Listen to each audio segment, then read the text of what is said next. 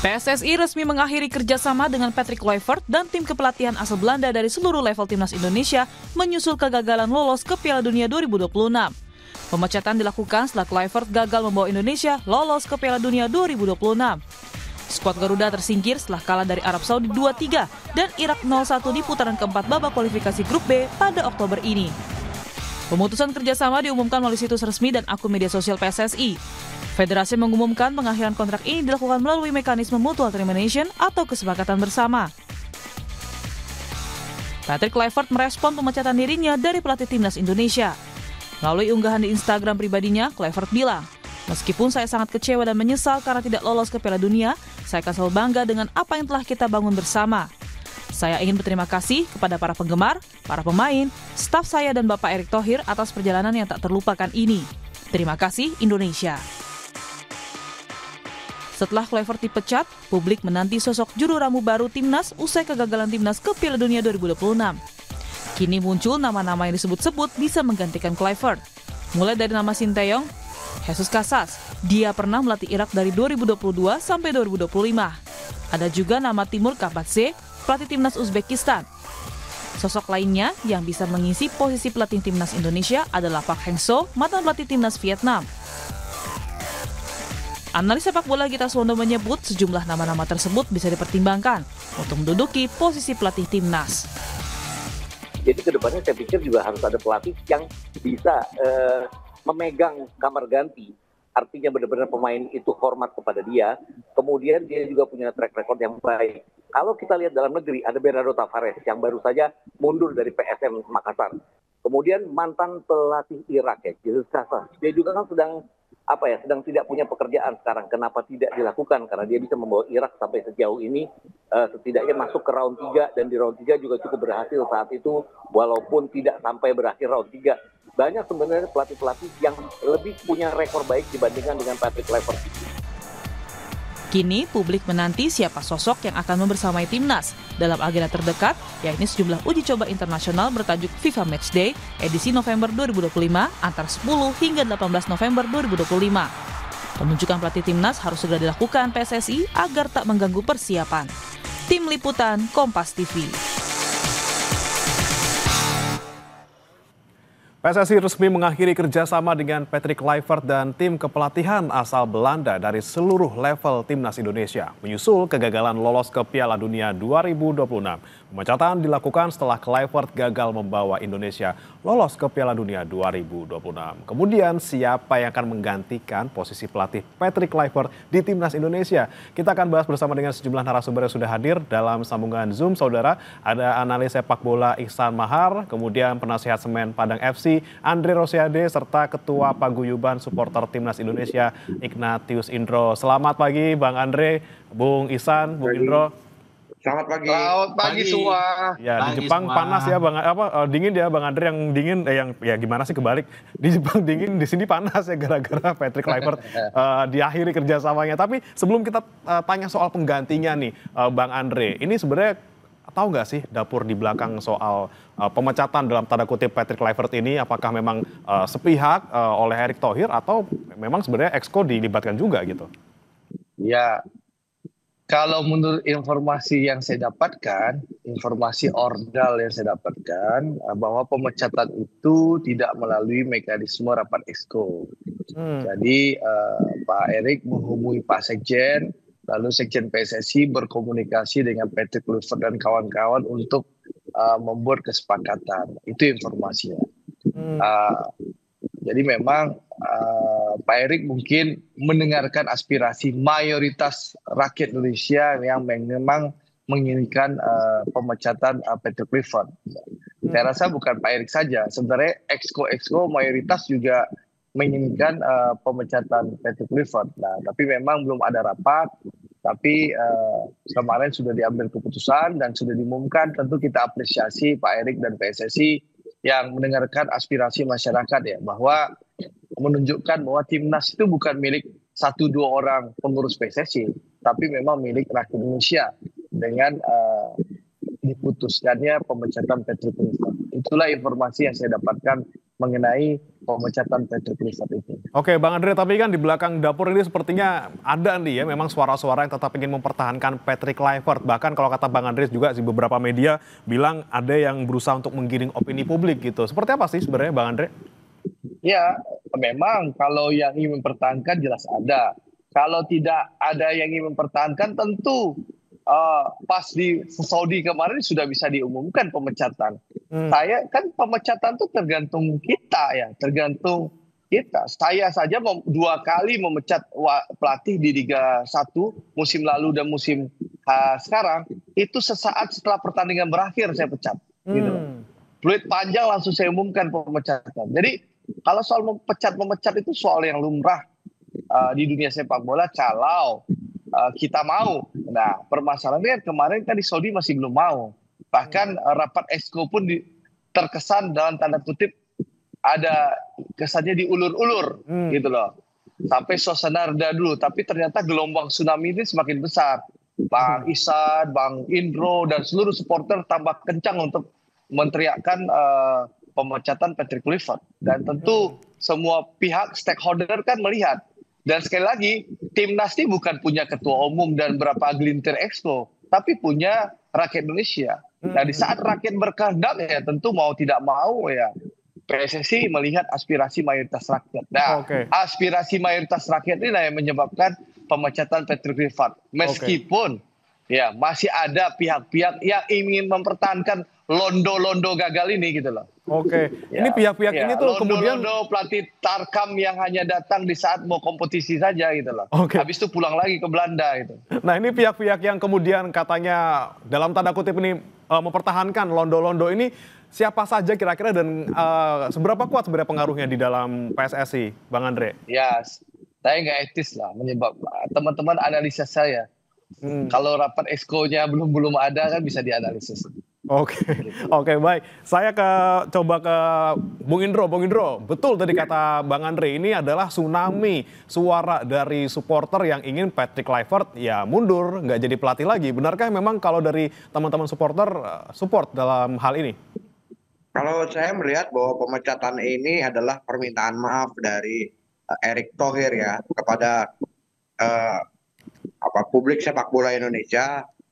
Keputusan salahnya memilih Patrick Kluivert sehingga dia melakukan permintaan maaf, dan ini juga untuk membelokkan arah tuntutan dari masyarakat sepak bola yang mulai mengarah kepada Erick Thohir sendiri. Nah, ini yang sampai ini makin membesar sehingga Patrick Kluivert dipecat. Yang kita lihat seperti itu. Setelah tagar-tagar selain Patrick out, tentu ada Erick out, lalu ada Arya Sinulinga out, gitu. Itu kan makin besar ya, sehingga buat Erick sendiri semakin berbahaya kalau misalnya Patrick Kluivert dipertahankan. Dan makanya keluar keputusan pemecatan dari Patrick Kluivert, saya pikir. Oke. Kemudian saya mau tanya ke Bung Ihsan. Bung Ihsan, Anda melihat ini ada rahasia dapur gitu ya, memang kalau misalnya terkait pemecatan Patrick Kluivert ini tidak melalui mekanisme yang seperti biasanya, kemudian juga apa sih yang menjadi nanti dampaknya ke depannya gitu. Ini kan kita masih menghadapi banyak tantangan di depan gitu ya, ujuk-ujuk dipecat, kita masih butuh pelatih. Seperti apa kemudian dampak ke depannya?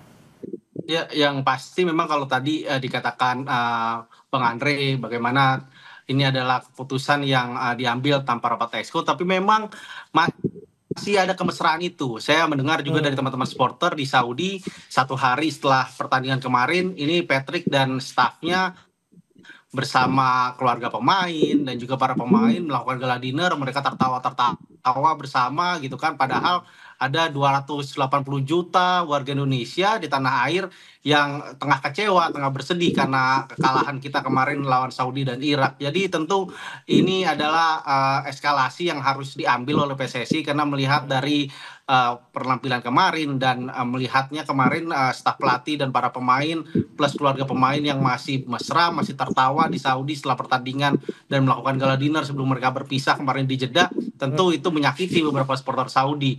Dan ini memang harus banyak yang tentu banyak aspek bola saljunya setelahnya. Pertama tentu kita PSSI kini membayar kompensasi yang tentu harganya bermiliaran jika Kluivert-nya itu di angka 3-5 M dan tambah stafnya lagi mungkin mencapai hampir 80 miliar kalau kita menghitung dengan jumlah stafnya ada 14 staf asal Belanda ini gitu. Ditambah lagi, tapi namun di sisi lain kita juga akan menghadapi persiapan yang cukup pendek nih, kurang lebih 2 pekan lagi untuk menjelang pertandingan FIFA Matchday bulan November mendatang. Tapi siapapun nanti penggantinya memang ini adalah langkah yang paling tepat diambil sekarang karena 2025 dan 2026 nanti adalah langkah yang bisa dikatakan masa kita untuk meriset timnas. Kita punya 12 pertandingan FIFA Matchday yang tidak segenting, sekrusial di Piala Dunia selama 2 tahun terakhir. Jadi itulah momen yang untuk kita menata lagi timnas, membangun lagi skuad,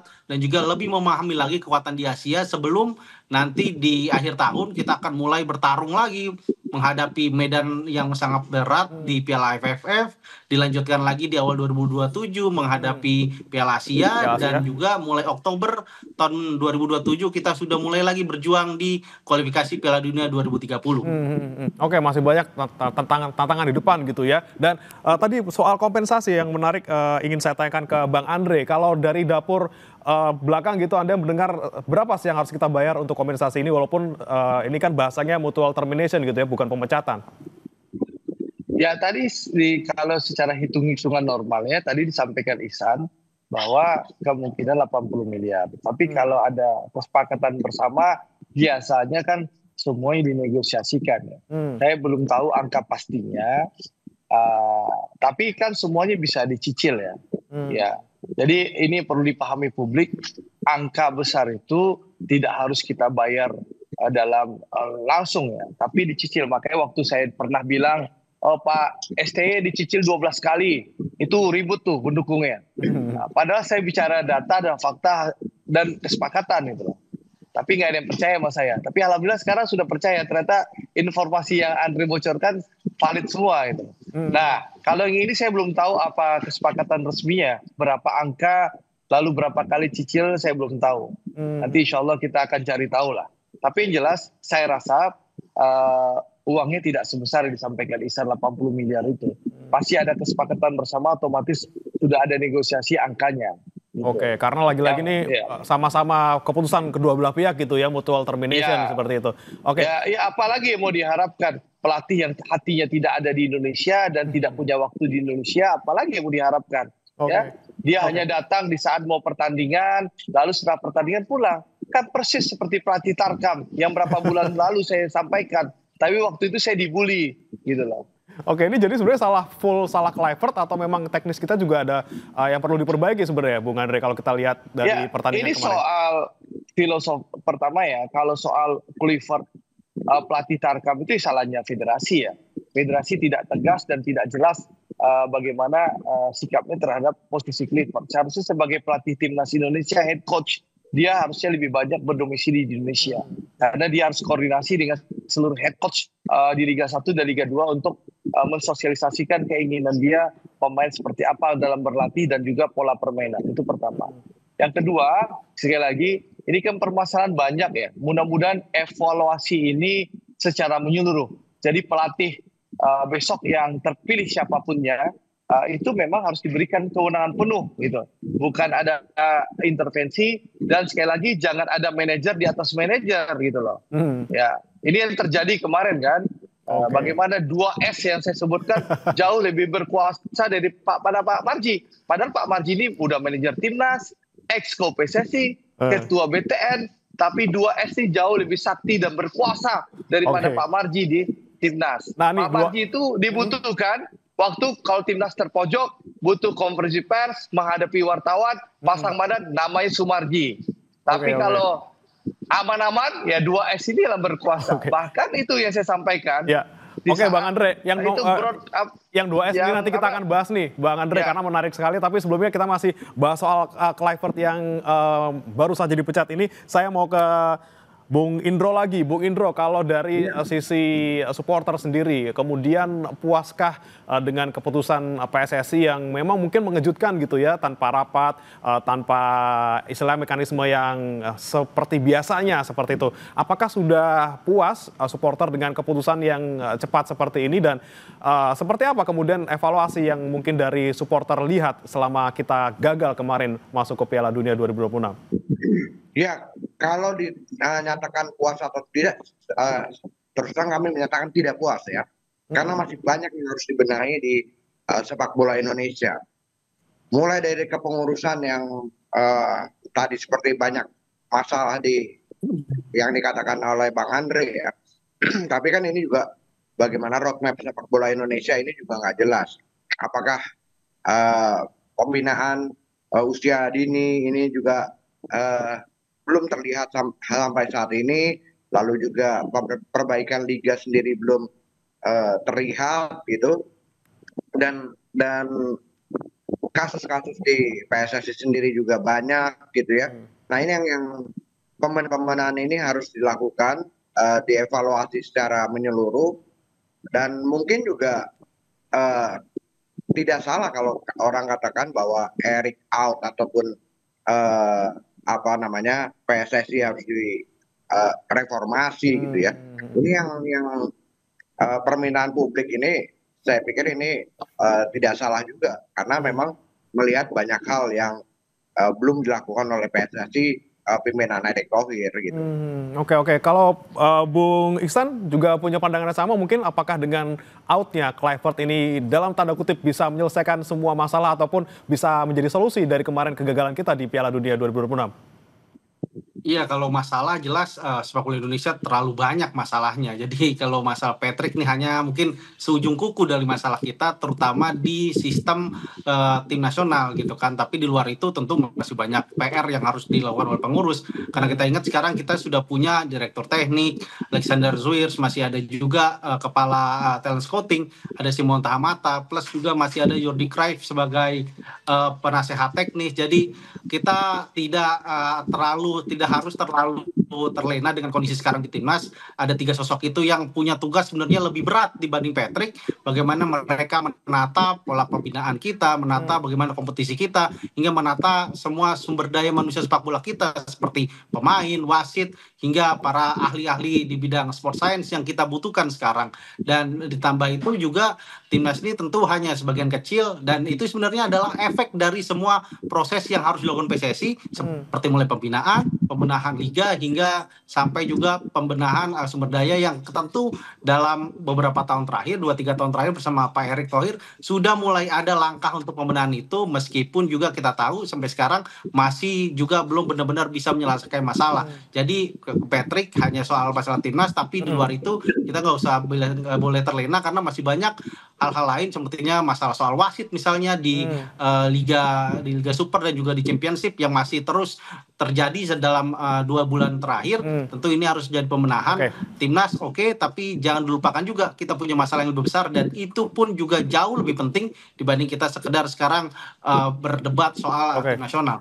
Oke, masalah yang lebih besar ini maksudnya apa nih, Bung Ihsan? Apakah memang selain kita mengganti jajaran pelatih juga mengganti ataupun mengevaluasi nih jajaran federasi kita? Ya, kalau soal mengevaluasi federasi, jelas ini ada jalurnya, ada kongres luar biasa yang paling dekat 2027 mendatang. Tapi di luar itu bagaimana kita masih sekarang berharap bagaimana pengurusan sekarang ini yang dipimpin oleh Pak Erick Thohir ya sebenarnya juga punya visi dan misi yang cukup jelas gitu untuk pembenahan sepak bola nasional. Itu juga bagaimana kita bisa belajar misalnya dengan Jordania, kita bisa belajar dengan Uzbekistan yang lolos pertama kali di Piala Dunia 2026 mendatang dengan jalur yang benar-benar melakukan dari proses pembinaan. Kita bisa belajar dari Jordania, kenapa? Karena kita sudah merekrut direktur teknik yang dalam 5 tahun terakhir membina sepak bola Jordania hingga sekarang ada di level top Asia, yaitu Alexander Zwiers. Bagaimana kita bisa melayani benar-benar Zwiers, apa yang ada di kepalanya dia, apa yang bisa dia terapkan di sepak bola Indonesia, sehingga setidaknya ada proses nih dalam 2025 ini hingga 2027 2030 nanti kita setidaknya bisa mengikuti jejak Jordania, tidak lagi hanya berpangku tangan kepada para pemain-pemain naturalisasi atau diaspora, tapi kita juga bisa melahirkan banyak-banyak pemain lokal berbakat yang bisa menopang tim nasional. Jadi porsinya akan sama nih kualitasnya, pemain diaspora dan juga pemain lokal punya kualitas dan peran yang sama besarnya di timnas. Itu tentu harapannya. Oke, baik. Kemudian yang sekarang juga di pertanyaan nih, sebenarnya siapa yang kemudian menjadi pengganti Kluivert gitu. Kalau Bang Andre sempat menyatakan gitu ya, kita mau pengennya balikan aja gitu ya, kita CLBK sama STY. Ini bener nih, Bang Andre, emang nggak ada yang lain selain STY? Ya, tentu pelatih itu banyak ya. Kalau ini pengalaman saya ya, kalau kita memecat pelatih itu, malam ini kita pecat, itu besok pagi kita akan terima email ratusan CV pelatih. Nah, itu pengalaman saya mecat 2 kali ya, musim lalu dan musim sekarang. Jadi agen-agen pelatih itu langsung mengirim email ke kita. Jadi saya rasa PSSI juga sudah punya ratusan CV di emailnya PSSI yang bisa di review untuk diputuskan. Nah, kenapa alasan saya mengusulkan Coach Shin? Tadi Ihsan kan sudah menyampaikan 2 minggu lagi kita akan menghadapi FIFA Matchday. Itu yang pertama. Yang kedua, dengan waktu yang singkat, tentu kita butuh pelatih yang paham kultur Indonesia, paham sepak bola Indonesia, dan bisa langsung bekerja. Lalu itu yang pertama. Yang kedua juga, saya melihat kita kan selama ini masih mencicil ya ke Coach Shin uang kompensasi. Nah, kalau Coach Shin kita bisa ambil, otomatis uang kompensasi ini kan bisa ditransformasikan jadi gajinya Coach Shin terhadap kita. Jadi secara ongkos jauh lebih murah gitu loh daripada kita mencari pelatih baru. Gitu. Ini sebatas usulan saya. Tentu sekali lagi keputusan ada di tangan federasi, apalagi CLBK itu hal yang lumrah dalam dunia sepak bola. Indonesia pernah CLBK, Benny Dolo dipecat, ditarik lagi, Ivan Kolev, Alfred Riedel, bahkan pelatih Arab Saudi yang mengantarkan Arab Saudi mengalahkan kita kemarin, itu pernah dipecat dan ditarik lagi Arab Saudi. Jadi, tapi Bang Andre, punten, ini kan CLBK-nya belum lama gitu, belum setahun gitu. Ini yakin emosionalnya masih pada stabil gitu, pengen balikan masing-masing. Jadi sekali lagi tergantung ini, hati kita, ego kita mau menerima atau tidak. Jadi keputusan nggak di tangan saya, di tangan federasi. Mau nggak orang-orang yang menolak STY yang dulu mau nggak berbesar hati menghilangkan egonya demi bangsa Indonesia. Jadi itu tergantung. Tapi kalau Coach Shin, saya ketemu beliau 2 bulan yang lalu, saya merasakan beliau cinta Indonesia. Kalau diajak, insya Allah dia mau. Oke, yakin ya Bang Andre. Tapi kita nanti tanyakan juga ke Bung Indro dan juga Bung Ihsan, apakah memang STY yang nanti paling masuk akal atau mungkin ada nama lain? Kita akan bahas usai jeda, saudara. Tetap bersama kami di Sapa Indonesia Pagi. Kembali bersama kami di Sapa Indonesia Pagi, saudara. Kita bahas kembali tadi yang terakhir saya ingin tanyakan juga terkait dengan STY gitu ya, mantan terindah yang mungkinkah balik lagi untuk melatih timnas Indonesia. Saya mau ke Bung Ihsan. Kalau mungkin tadi Bang Andre bilang secara hitung-hitungan duit masuk gitu ya, cicilan sekalian menggaji lagi STY gitu. Kemudian ada juga kebutuhan kita lagi deket, butuhnya yang cepat lah, yang udah bisa melihat seperti apa kondisi timnas kita, pengalaman juga luar biasa. Tapi kalau segi emosional seperti apa nih Bung Ihsan? Apalagi juga ada isu komunikasi di ruang ganti juga kurang baik dengan STY. Ada juga salah satu pemain yang katanya nggak suka gitu sama STY. Anda melihatnya seperti apa Bung Ihsan? Iya, memang banyak hal yang harus dibenahi jika seandainya kita ingin kembali dengan Sinteyong. Pertama, jelas PSSI juga harus menurunkan ego misalnya untuk merayu kembali Sinteyong. Karena Sinteyong jelas juga menunggu seperti apa sebenarnya situasi Indonesia. Kemarin juga saya sudah berkomunikasi dengan beberapa teman-teman jurnalis di Korea Selatan yang memang juga mereka dekat dengan lingkaran agennya Coach Shin, dan mereka juga sudah mulai mencari info di Indonesia, mereka bertanya. Dan sekarang kondisinya emang agennya Coach Shin juga sudah menunggu gimana di Indonesia seperti apa, kalau seandainya responnya positif akan seperti apa, tapi seandainya kalau mereka memberikan lampu hijau akan seperti apa. Jadi mulai ada hitung-hitungan juga yang dilakukan oleh pihak Coach Shin, terutama agennya yang juga bisa, yang tentunya nanti akan menjadi kepanjang tangannya Coach Shin untuk jika seandainya ada dalam rapat eksekutif PSSI nanti memutuskan secara bulat bahwa memilih Coach Shin kembali untuk menjadi pelatih timnas. Tapi tentu memang sangat banyak sekali konsekuensinya, terutama juga misalnya jika kita melihat kondisi ruang ganti, tentu ada beberapa pemain yang kemarin juga sempat mulai ada friksi dengan Coach Shin, dan itu pun juga harus kembali dibenahi lagi seperti apa. Jadi tentu memang banyak juga kendala yang juga harus kita lakukan untuk seandainya PSSI memilih kembali Coach Shin. Ditambah lagi tentu Coach Shin juga akan menghitung dengan masak, terutama dalam klausul kontraknya, seandainya nanti ditawari lagi kontrak baru dengan PSSI, tentu akan banyak lagi, terutama untuk mengantisipasi tindakan-tindakan sepihak PSSI yang dilakukan pada bulan Januari kemarin. Ya tentu itu saya melihatnya dalam suasana kebatinannya Coach Shin ini sangat menampar harga dirinya dia sebagai orang timur. Jadi memang akan sangat rumit saya melihat yang akan harus dilakukan PSSI jika ingin CLBK dengan Coach Shin. Rumit gitu ya, tapi kalau dari Bung Indro sendiri dari sisi supporter, apakah memang inginnya STY balik gitu, karena di mana-mana tagarnya STY back gitu ya, STY balik lagi, STY balik lagi. Apakah memang dari supporter sendiri secara umum pengennya STY yang balik atau ada nama lain misalnya? Ini kalau dari supporter tentunya sebelum STY megang timnas Indonesia itu mimpi kita nggak punya mimpi untuk masuk ke Piala Dunia ya. Tapi STY tentunya orang yang bisa membangun mimpi tersebut, membuat kita bisa bermimpi untuk Indonesia masuk ke Piala Dunia, hingga kemarin Januari itu terjadi perubahan ya. Nah ini yang kita sebenarnya menghargai Sintayong, bahwa dia bisa membangun mimpi kita, bahwa timnas kita menjadi mungkin masuk Piala Dunia. Tapi seperti Mas Iksan katakan tadi, bahwa memang banyak kendala-kendala. Tentunya Sintayong juga mengajukan syarat-syarat kalau misalnya dia ingin kembali. Apakah ini mampu dipenuhi oleh PSSI? Apakah PSSI juga mau menurunkan egonya seperti yang Bang Andre katakan gitu ya, untuk menerima kembali Sintayong. Dan ini kan masalahnya pemecatan ini juga waktu lawan pemecatan SC ini juga menimbulkan sakit hati sendiri ya, sakit hati sendiri. Nah, yang banyak masalah yang harus diperbaiki untuk kalau misalnya STY balik.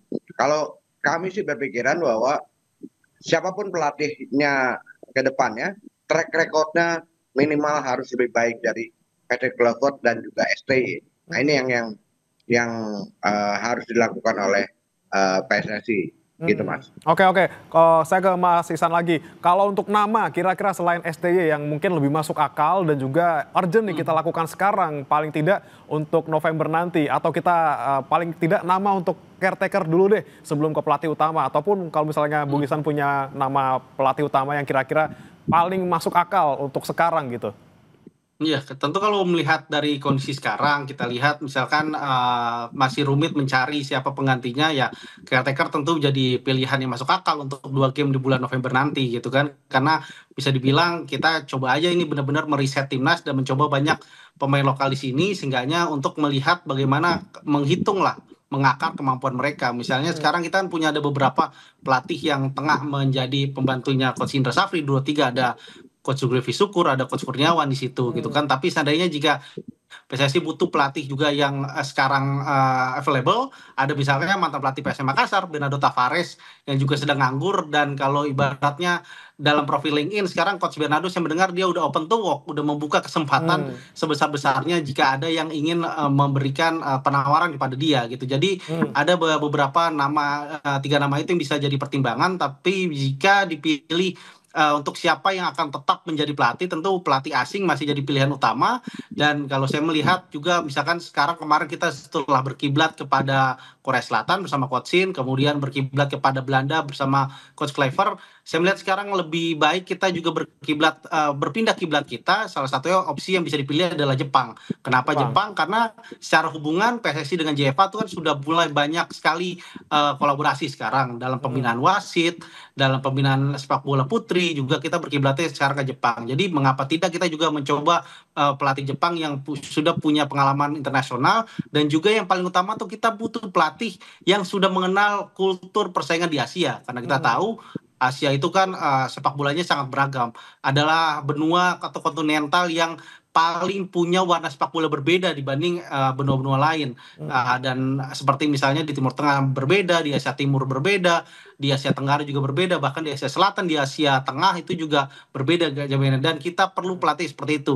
Itu yang tidak bisa dipenuhi oleh Kluivert, karena dia terlihat sama sekali belum mengenal sepak bola Asia, meskipun di dalam staf pelatihannya ada Denny Lanzat yang punya pengalaman melatih Al Ittihad di Arab Saudi. Jadi kalau melihat Jepang jelas kita bisa contohnya salah satu nama yang menurut saya punya pengalaman internasional, dan di level Jepang pun dia juga sudah sangat diakui. Ada Go Iwa sekarang yang melatih tim U23 Jepang salah satunya, yang bisa menjadi salah satu prospek yang dilakukan oleh pendekatan oleh PSSI.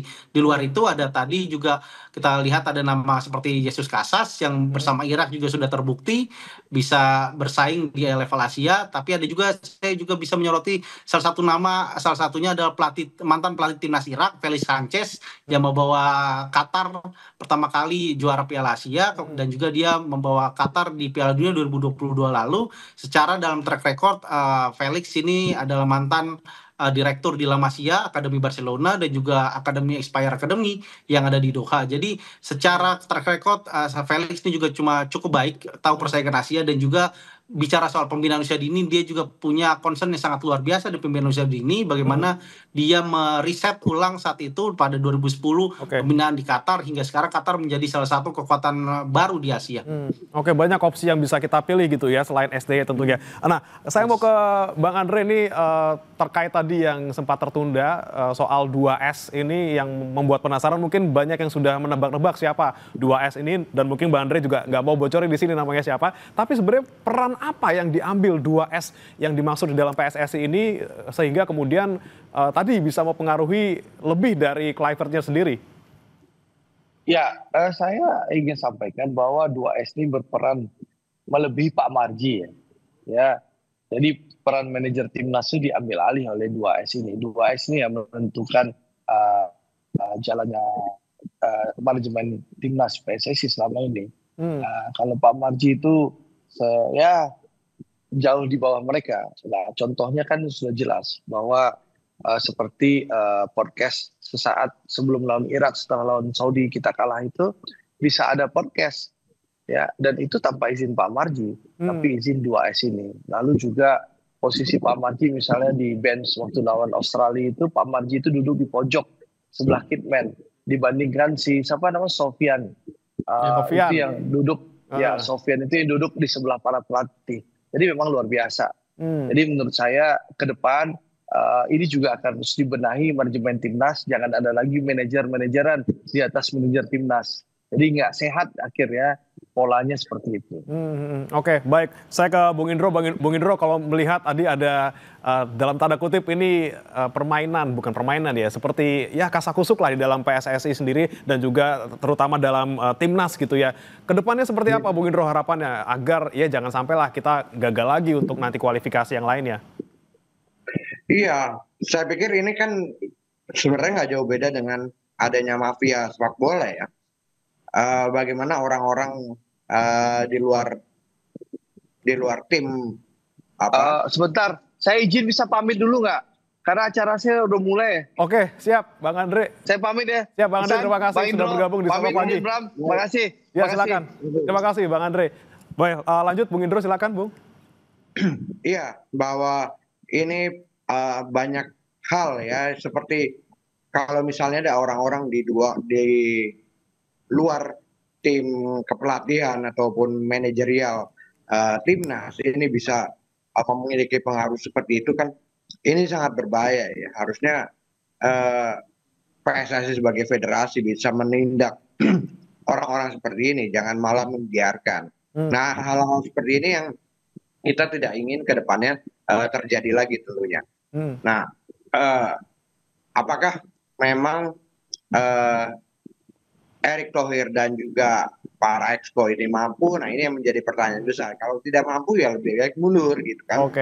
Kalau misalnya tidak mampu memperbaiki masalah-masalah seperti ini, Mas. Oke, tentunya pembenahan di tubuh PSSI dan juga di Timnas juga kita harus lakukan secara menyeluruh, tapi yang paling penting kita nantikan saudara dan juga bapak-bapak terkait dengan siapa yang akan nanti memegang untuk November ya, paling cepat harus siapa, ini yang tentunya paling penting kita bisa soroti. Terima kasih Bung Ihsan, analis sepak bola, dan juga Bung Ignatius Indro, Ketua Umum PSTI, sudah bergabung bersama kami di Sapa Indonesia Pagi. Sebelumnya juga ada Bang Andre. Selamat pagi, Bapak-bapak. Selamat pagi. Salam olahraga.